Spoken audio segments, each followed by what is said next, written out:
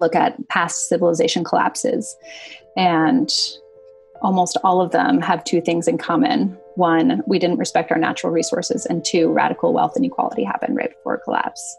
And so in order to those kinds of things to happen, it seems like there needs to be some kind of shift in governance, and then obviously some application of a new economic theory, a new economic model.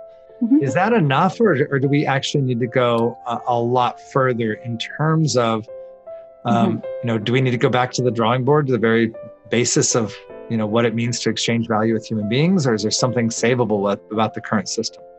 Yeah, I think a lot of it needs to be hospiced, and some of it can be composted. So, the idea of Buckminster Fuller talked about wealth, the true meaning of wealth being the total know-how of all of humanity to take care of itself and ultimately to achieve a higher standard of living than any of us can imagine.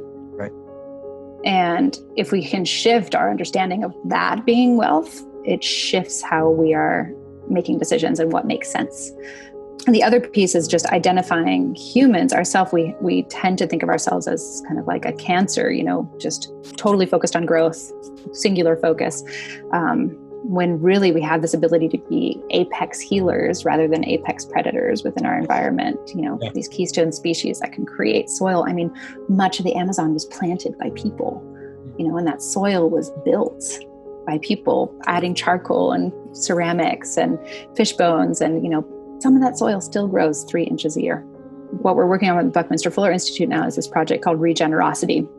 And the idea is to get bold, generous gifts from philanthropy and put it directly into the hands of the people who are doing some of the planet's most critical work, protecting these bioregions and increasing the livelihood of their communities. And in some cases doing, blue carbon, putting carbon back into ocean ecosystems in, major ways and enabling just so much health. And so I think some of it can happen without changing the entire economic structure, but just by getting to, have generous gifts and have foundations and others spend down their money while we still have a chance.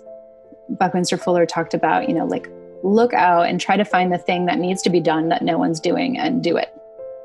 And that which might seem, really obvious to you is probably not very obvious to everyone else. The Boldly Now Show, igniting the world of burning desire, big ideas, and bold action.